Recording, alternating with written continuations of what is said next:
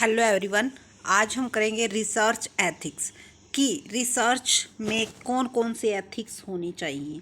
Ethics का मतलब है कि जो क्वालिटी हमें फॉलो करनी चाहिए, यानी इसको हिंदी में बोलते हैं नैतिक। तो रिसर्च एथिक्स की जिससे हम क्या कर सके, जो जो काम हमें नहीं करने चाहिए, कौन से हमारे रिसर्च एथिक्स ये कहता है कि इसे हम कर सकते हैं, और कौन से काम ये हैं कि जिसे रिसर्च एथिक करने से मना करता है। तो पहले हम करेंगे जिसे हमें करना चाहिए, यानी कि डू और डोंट ऑफ रिसर्च एथिक्स। उसके बाद करेंगे कि किन को रिसर्च एथिक करने से मना करता है। और उससे पहले अगर आपने हमारे चैनल्स को सब्सक्राइब नहीं किया है तो please Poonam June commerce classes हमारे चैनल्स को सब्सक्राइब कीजिएगा, क्योंकि हम आपको यूजीसी नेट से रिलेटेड, अगर आप पीएचडी के स्टूडेंट्स हैं तो प्री पीएचडी कोर्स वर्क से रिलेटेड, और उसके साथ साथ आपको कॉमर्स सब्जेक्ट्स की +1 +2 से रिलेटेड और प्लस मोटिवेशनल वीडियो प्रोवाइड करते रहते हैं। तो स्टार्ट करते हैं। रिसर्च एथिक कौन से काम करने को हमें कहता है। सबसे पहले उन्हीं को देखते हैं। फर्स्ट है maintaining a good record of all your research activity and report your data as carefully and objectively as possibly. तो जो पॉसिबल हो सके आपको वही डाटा क्या करना चाहिए, उसका रिकॉर्ड रखना चाहिए। ठीक है। और उसे उसके ऑब्जेक्टिव के अकॉर्डिंग हमें क्या करना चाहिए, खुद उसको क्या मेंटेन करके केयरफुली, सावधानी से, जितना पॉसिबल हो सके रिलेटेड हमारे रिसर्च से डाटा मेंटेन करके रखना चाहिए।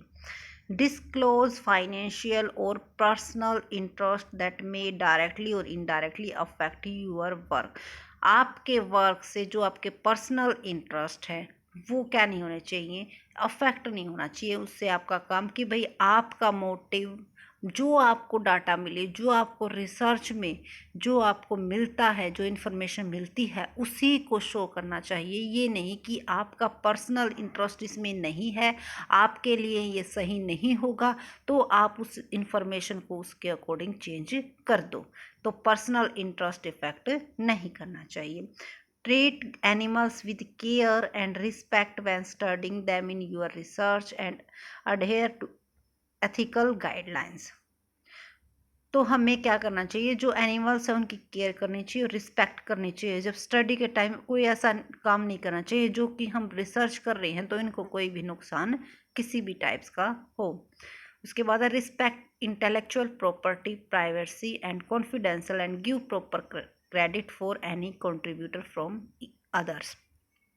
हमें क्या करना चाहिए, रिस्पेक्ट करनी चाहिए इंटेलेक्चुअल प्रॉपर्टी की, प्राइवेसी की, और कॉन्फिडेंशियल्स रखनी चाहिए। जो हमें किसी से इंफॉर्मेशन ली है, अगर हमें किसी से हेल्प मिली है तो उसको उसका क्रेडिट देना चाहिए। ये नहीं कि उसकी बात को भी हम अपना नाम रख के चिपका दें।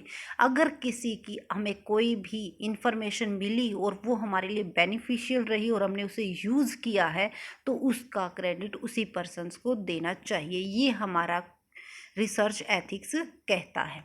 उसके बाद रिसर्च एथिक्स कौन कौन से काम करने से मना करता है। फैब्रिकेशन, मैनिपुलेशन और miss presentation of data.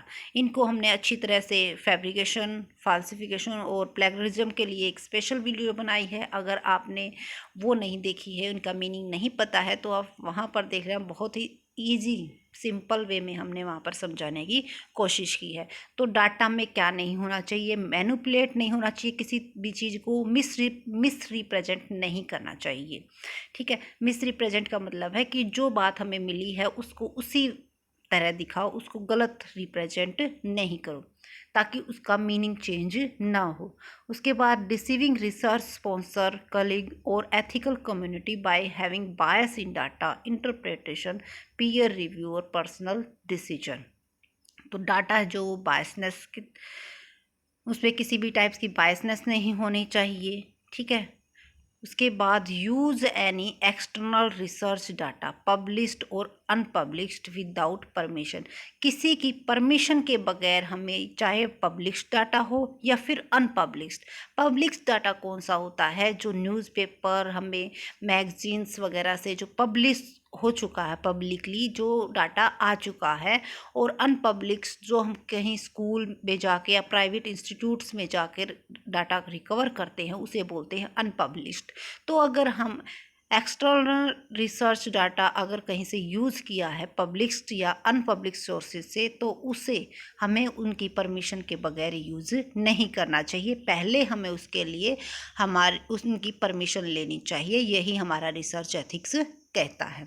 Sport irresponsible publication practice. Your main goal should be to advance science and share your knowledge within the community. Irresponsible publication practice spot नहीं करनी चाहिए। उसके बाद जो आपका मेन गोल है उस नॉलेज को हमें क्या करना चाहिए, कम्युनिटी में शेयर करना चाहिए। तो ये थी हमारे रिसर्च एथिक्स, जो रिसर्च एथिक्स कहता है जिनको करने से और जिनको करने से मना करता है। ये बहुत ही इम्पोर्टेंट पॉइंट है और आपके रिसर्च में हेल्प करेगा कि किस तरह से हमें डाटा जो कलेक्ट करते हो उस टाइम किस टाइप की सावधानी रखनी चाहिए, क्या क्या हमें नहीं करना चाहिए और क्या क्या करना चाहिए। So thank you for watching this video and please subscribe my channel. Thank you.